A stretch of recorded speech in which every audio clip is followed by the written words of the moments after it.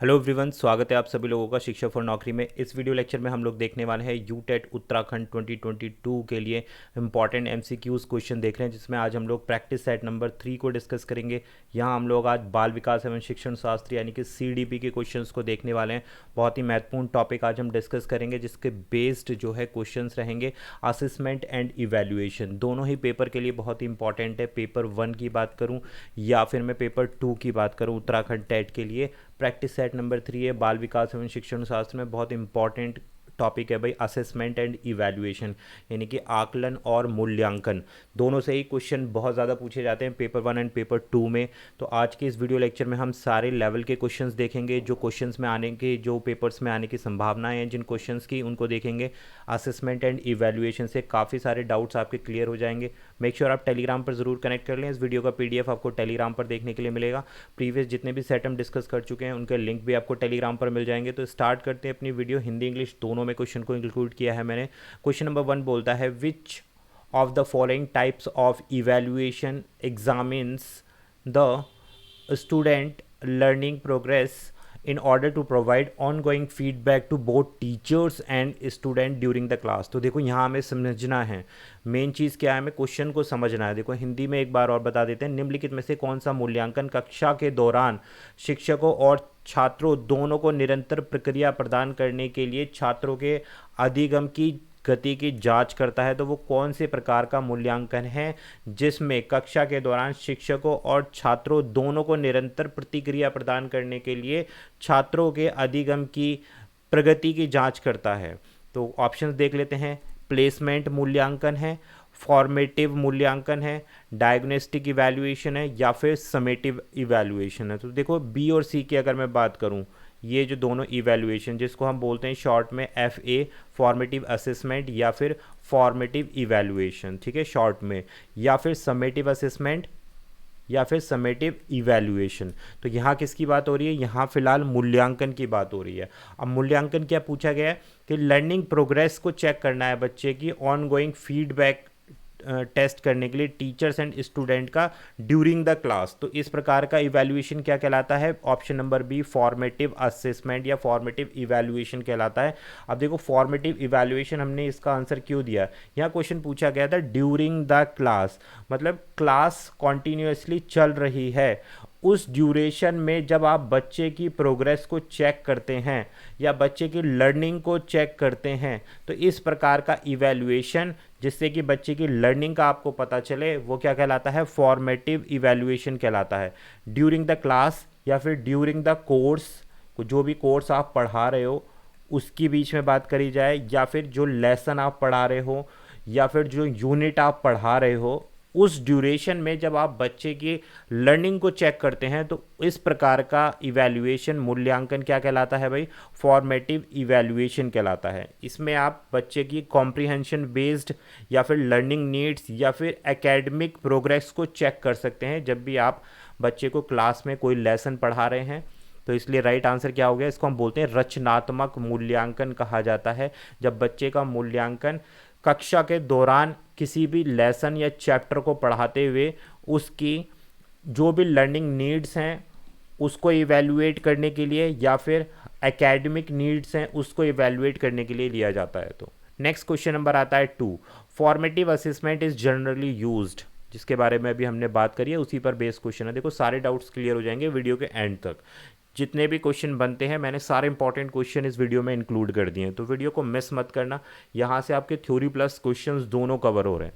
Formative assessment is generally used for, options are to provide teacher with rational basis for preparing test exam papers, to help teachers plan better and provide supportive non evaluative feedback to students, to help student develop good test taking skills, या to discriminate appropriately between ability levels of student. आपको बताना है कि FA जो होता है formative assessment किस लिए जनरली यूज़ किया जाता है। तो देखो राइट आंसर है यहाँ पर option number B, to help teacher plan better and provide supportive non evaluative feedback to the student. कि भाई जो टीचर्स होते हैं फॉर्मेटिव असेसमेंट की हेल्प से क्या कर सकते हैं, एक अपना अच्छा लेसन प्लान तैयार कर सकते हैं based on the students need.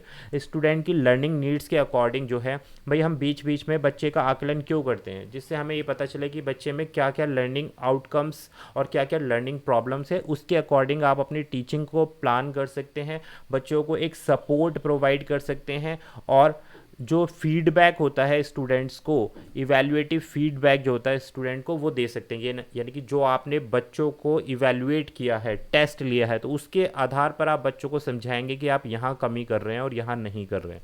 तो ये हमारा क्या कहलाता है, रचनात्मक मूल्यांकन है, जिसमें हम लोग शिक्षकों को बेहतर योजना बनाने और छात्रों को सहायक गैर मूल्यांकन प्रतिक्रिया प्रदान करने में जो सहायता करता है उसे ही हम रचनात्मक मूल्यांकन यानी कि फॉर्मेटिव असेसमेंट बोलते हैं। Option B is the right answer. Clear हो गया होगा। नेक्स्ट क्वेश्चन आता है हमारे पास third, which of the following is the example of criteria referenced assessment. बहुत ही इंपॉर्टेंट है भाई। भाई असेसमेंट के टाइप में आता है ये, एक होता है क्राइटेरिया रेफरेंस टेस्ट, एक होता है नॉन क्राइटेरिया रेफरेंस टेस्ट। तो इन पर क्वेश्चन आ जाते हैं। तो यहाँ क्वेश्चन पूछा गया है क्राइटेरिया रेफरेंस असेसमेंट क्या है।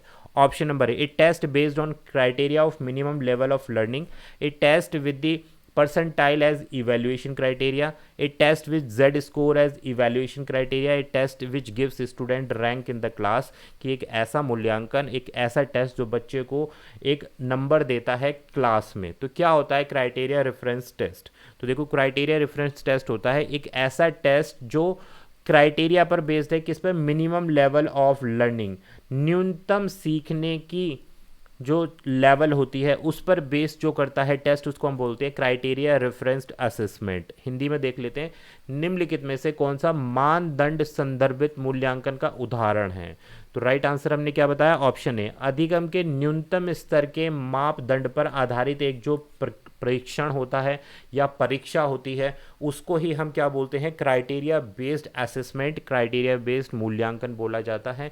इसको अगर हम समझें तो ये क्या होता है भाई, ये एक ऑन गोइंग प्रोसेस होता है या फिर एक ऑन गोइंग स्ट्रेटेजी होती है। ऑन गोइंग का मतलब क्या है, जो क्लास के साथ या फिर लर्निंग के साथ चलने वाला इवैल्यूएशन होता है उसको हम पहले बोलते हैं, समझो ऑन गोइंग प्रोसेस है। यानी कि इसके लिए आपको फाइनल टेस्ट की ज़रूरत नहीं है, जो क्लास में आपके चल रहा है या जो आप क्लास में बच्चों को पढ़ा रहे हैं उस ड्यूरेशन में आप जो क्राइटेरिया पर टेस्ट लेंगे तो वो क्या सी स्ट्रेटेजी कहलाती है, हमारी क्राइटेरिया रेफरेंस असेसमेंट कहलाती है। और इसका जो पर्पस होता है वो क्या होता है भाई, स्टूडेंट का जो ट्रैक होता है या ट्रैक रिकॉर्ड होता है या फिर स्टूडेंट की जो प्रोग्रेस होती है, बच्चे ने कितना लर्न कर लिया है ना, या फिर उसको लगातार उस प्रोग्रेस का जो फीडबैक देना होता है। बात क्लियर हो रही है। तो उन सारी चीज़ों को देखते हुए ये किया जाता है, यानी कि ऐसा टेस्ट सिंपल भाषा में जो जनरेट करे एक स्टेटमेंट, आप ऐसे भी समझ सकते हो, ऐसा टेस्ट जो बच्चे के बारे में एक स्टेटमेंट जनरेट करे कि कैसा उसका बिहेवियर है क्लास में, ठीक है, अगेंस्ट सम स्टैंडर्ड। अब भाई कुछ ना कुछ मापदंड तो होगा ना जिसके बिहाफ पर आप बच्चे का बिहेवियर के टेस्ट लेंगे, यानी कि कोई एक मानक होगा ना, उस मानक के आधार पर जब आप बच्चे का बिहेवियर या फिर लर्निंग ड्यूरिंग द क्लास और उसको फिर उस मापदंड के आधार पर जब आप बच्चे को फीडबैक देंगे तो वही क्या कहलाता है, आपका मानदंड मूल्यांकन कहलाता है। न्यूनतम स्तर के मानदंड का मतलब क्या है कि एक आपके पास स्टैंडर्ड सेट है, यानी कि उससे नीचे नहीं जाएंगे आप, उस लेवल को आपको मेंटेन रखना है इस कोई भी इवैल्यूएशन टेस्ट लेते समय। नेक्स्ट क्वेश्चन नंबर आता है fourth, the primary goal of the diagnostic test is to find out. Diagnostic test से कई बार क्वेश्चन आते हैं और डेफिनेटली हर बार आते हैं क्योंकि बहुत इंपॉर्टेंट होता है डायग्नोस्टिक टेस्ट समझना। डायग्नोस्टिक टेस्ट को हम बोलते हैं नैदानिक परीक्षण का मुख्य उद्देश्य क्या है, कक्षा के प्रदर्शन में कमजोरी का समग्र क्षेत्र, आवश्यक उपचारात्मक कार्यक्रम की सटीक प्रकृति, अकादमिक चुनौतियों के अंतर्निहित कारण या छात्र चुनौतियों की प्रकृति। इंग्लिश में देखते हैं, the overall area of weakness in the class performance, precise nature of the remedial programme required, underlying causes of academic challenges या नेचर ऑफ स्टूडेंट चैलेंजेस। तो क्या होता है, मुख्य गोल क्या है डायग्नोस्टिक टेस्ट का क्या चीज़ फाइंड आउट करके लेके आता है? Diagnostic test. तो राइट आंसर है option number C, underlying causes of academic challenge. भाई डायग्नोस्टिक टेस्ट क्यों किया जाता है? नैदानिक जो परीक्षण होता है उसका मुख्य कॉज होता है कि जो भी बच्चे के एकेडमिक चैलेंजेस हैं, एकेडमिक का मतलब होता है जो भी अकादमिक चुनौतियां हैं उसको फाइंड आउट करना, उन चैलेंजेस को फाइंड आउट करना, और उसके बाद डायग्नोस्टिक टेस्ट के बाद क्या आता है? आपने जो भी चैलेंजेस हैं, जो भी परेशानियां हैं बच्चे की लर्निंग में, वो आपने फाइंड आउट कर ली, फिर उसके अनुसार आप उसको रेमेडियल टीचिंग करेंगे। उपचारात्मक शिक्षण कब होता है? जब आप डायग्नाइज कर लेते हैं, जब आप परेशानी का पता लगा लेते हैं कि बच्चे के कौन से एरियाज वीक हैं, जहां पर बच्चे की लर्निंग नहीं हो पा रही है। पहले उन फील्ड्स का पता लगाएंगे, उन फील्ड का पता लगाने के बाद आप अपने टीचिंग को प्लान करेंगे, और प्लान करने के बाद आप उसको रेमेडियल टीचिंग देंगे, उपचारात्मक शिक्षण देंगे। तो ये एक पूरा प्रोसेस होता है। तो डायग्नोस्टिक टेस्ट का मतलब होता है कि जो भी एकेडमिक चैलेंजेस हैं उनको फाइंड आउट करना। नेक्स्ट क्वेश्चन नंबर आता है हमारे पास 5। The assessment that is use to determine whether the student may need specialized assistance और सर्विस, और whether they are ready to begin a course, grade level और academic program is known as. Important question है, देखो बहुत बढ़िया question है कि आपको ऐसा असेसमेंट बताना है। वो असेसमेंट क्या कहलाया जाता है? जिसमें बच्चा तैयार है किसी भी कोर्स के लिए, अपने ग्रेड लेवल के लिए या फिर एकेडमिक प्रोग्राम के लिए, तो उसको आप क्या बोलेंगे? समेटिव इवैल्यूएशन बोलेंगे, स्क्रीनिंग असेसमेंट बोलेंगे, असेसमेंट ऑफ लर्निंग बोलेंगे, या फिर फॉर्मेटिव असेसमेंट बोलेंगे। तो देखो फॉर्मेटिव असेसमेंट तो ये है नहीं, समेटिव असेसमेंट भी नहीं है, क्योंकि समेटिव असेसमेंट क्या होता है कि टेस्ट बेस्ड होता है, फाइनल जब एग्जाम में आप बच्चे का आकलन करते हैं तब होता है। तो ये दोनों स्टेटमेंट तो यहाँ से हट गए। आपसे क्या पूछा गया कि बच्चा तैयार है किसी भी कोर्स में पढ़ने के लिए, है ना, अपने ग्रेड लेवल में जाने के लिए, और एकेडमिक प्रोग्राम के लिए बच्चा रेडी है। तो ऐसी चीज़ के लिए जब बच्चा रेडी होता है तो आप कौन सा टेस्ट लेते हैं? इसको बोलते हैं option number B, screening assessment लेते हैं। ठीक है, अब स्क्रीनिंग असेसमेंट को आप कैसे समझ सकते हैं? एक बढ़िया सा एग्जांपल दिया जाए इसका स्क्रीनिंग टेस्ट का। फॉर एग्जांपल कि जब आप बच्चे का एडमिशन कराने के लिए स्कूल में जाते हैं, तो वहाँ बच्चे का एक प्री टेस्ट लिया जाता है ना, प्री स्कूल टेस्ट लिया जाता है, जिसमें बच्चे की physical condition, mental condition, social condition, या फिर इमोशनल कंडीशन या इमोशनल बिहेवियर, ये सारे कंडीशंस को चेक करते हैं इस प्री टेस्ट के माध्यम से। कि जब भी किसी भी स्कूल में बच्चा जाता है तो एक स्क्रीनिंग टेस्ट होता है। वो स्क्रीनिंग टेस्ट बेसिकली क्या होता है? इन सारी चीज़ों का आकलन करने के लिए बच्चे की, कि बच्चा क्या मेंटली फिट है, सोशली बिल्कुल करेक्ट है, इमोशनली डिसबैलेंस तो नहीं है। तो उस टेस्ट को हम क्या बोलते हैं? स्क्रीनिंग टेस्ट बोलते हैं। जब बच्चा किसी भी कोर्स में जाता है, या किसी स्कूल में ग्रेड लेवल क्लास में जाता है, या किसी एकेडमिक प्रोग्राम में पार्ट लेने के लिए तैयार है, तो उससे पहले जो टेस्ट लिया जाता है उसको स्क्रीनिंग टेस्ट कहा जाता है। बात क्लियर हो गई? स्क्रीनिंग मूल्यांकन कहा जाता है, हिंदी में याद देख लेना। नेक्स्ट क्वेश्चन आता है 6। Which of the following statement is और are true about present status of evaluation system in schools? आपको बताना है कि जो निम्नलिखित में से कौन सा कथन सत्य है जो मूल्यांकन प्रणाली की वर्तमान स्थिति के संबंध में सही है। स्टेटमेंट देखते हैं। School based evaluation include both scholastic and co-scholastic area of student growth, transparency in evaluation process, alternating evaluation procedures are used in case of a student with special need, या all of these। तो देखो right answer यहाँ रहेगा all of these।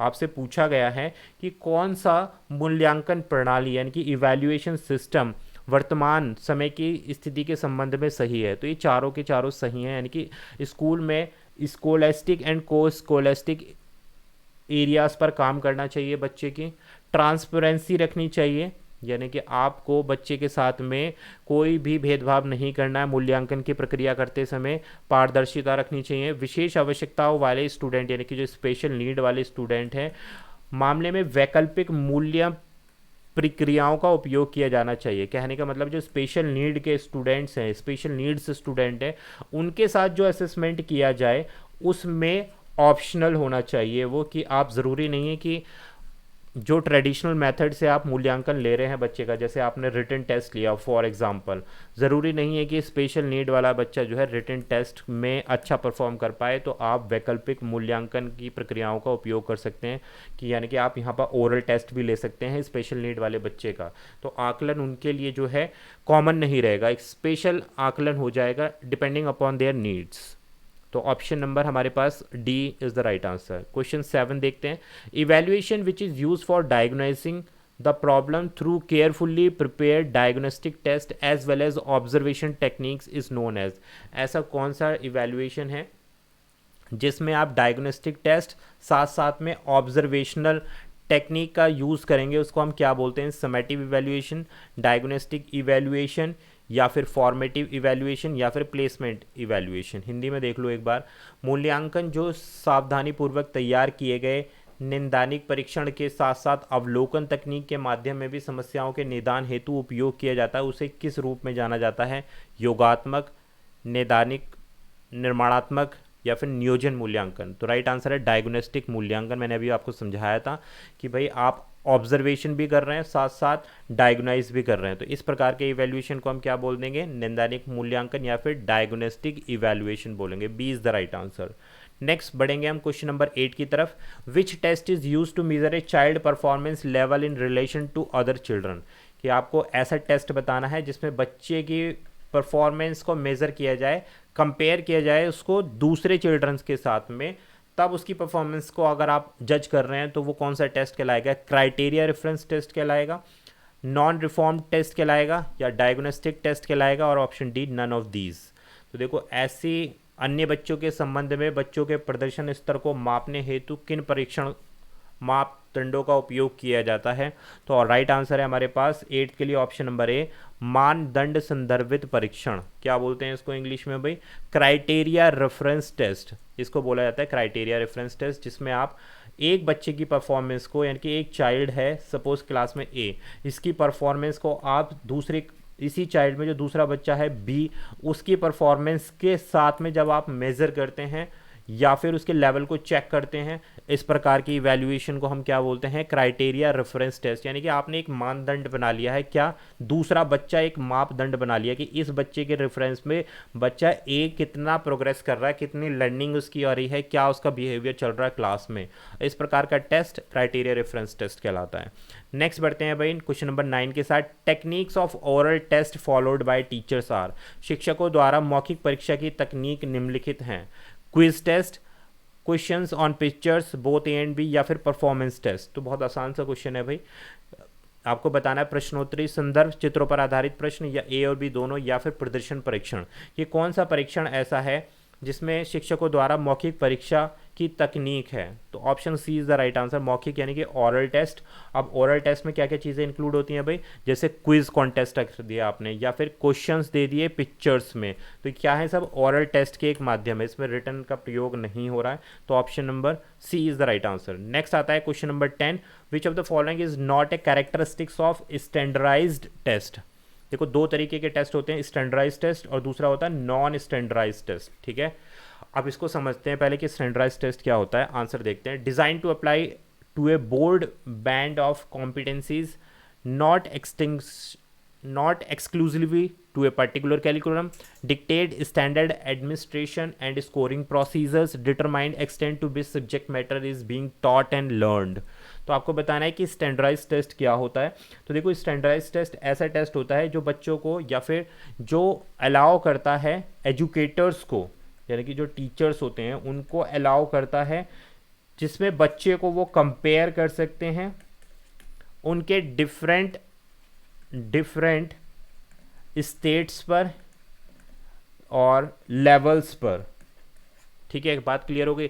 ऐसा test जिसमें educators allow करते हैं, या फिर जो एजुकेटर्स को अलाउ करता है कि वो स्टूडेंट को कंपेयर कर सकता है on the basis of different states या फिर लेवल, यानी कि अलग अलग स्तर पर, अलग अलग जगह पर बच्चे को कंपेयर कर सकता है teacher on the basis of their performance, आकलन कर सकता है, इवेलुएट कर सकता है।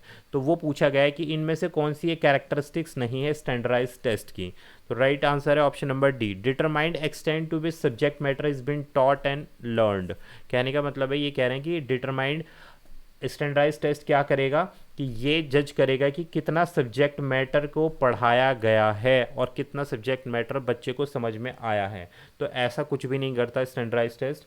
ऐसा क्या करता है, नॉन स्टैंडर्डाइज टेस्ट जो होता है वो डिटरमाइन करता है कि क्या सब्जेक्ट मैटर पढ़ाया गया है और कितना बच्चे ने लर्न कर लिया है। तो वो क्या कहलाएगा, आपका नॉन स्टैंडर्डाइज्ड टेस्ट कहलाएगा, जिसमें सब्जेक्ट मैटर यानी कि पाठ्यक्रम के बारे में बात होगी कि बच्चों को कितना लेसन पढ़ा दिया, कितना बच्चे ने लर्न कर लिया, तो वो नॉन स्टैंडर्डाइज्ड टेस्ट में आएगा। स्टैंडर्डाइज्ड टेस्ट में क्या आएगा, जिसमें एजुकेटर्स कंपेयर कर सकता है बच्चे के डिफरेंट लेवल्स को, डिफरेंट ग्रेड्स को, डिफरेंट लर्निंग आउटकम्स को, तो वो क्या कहलाता है, नॉन स्टैंडर्ड टेस्ट कहलाता है। तो यहाँ ऑप्शन हमारे पास डी सही है। निर्धारित करें कि किसी विषय को सीखना और सीखा जा रहा है, तो ये किसका एक उदाहरण है, यह नॉन स्टैंडर्डाइज्ड टेस्ट का उदाहरण है। बात क्लियर है, स्टैंडर्डाइज्ड टेस्ट का उदाहरण नहीं है ये, ठीक। तो मानकीकृत परीक्षा की विशेषता क्या नहीं है, option number D is the right answer. तो भाई ये थे आज के हमारे CDP के असेसमेंट और इवैल्यूएशन के इंपॉर्टेंट क्वेश्चंस। आई होप यहाँ से आपको काफ़ी हेल्प मिलेगी, थ्योरी भी समझ में आएगी। पेपर 1 एंड पेपर 2 दोनों के लिए ये वीडियो लेक्चर था। नेक्स्ट वीडियो में आप लोगों से फिर मिलेंगे यूटेट उत्तराखंड की प्रिपरेशन के लिए। चैनल पर नए हो तो ज़रूर सब्सक्राइब कर लेना, वीडियो पसंद आ गई हो तो ज़्यादा से ज़्यादा शेयर कर दो अपने फ्रेंड्स लोगों के साथ में। Thank you for watching.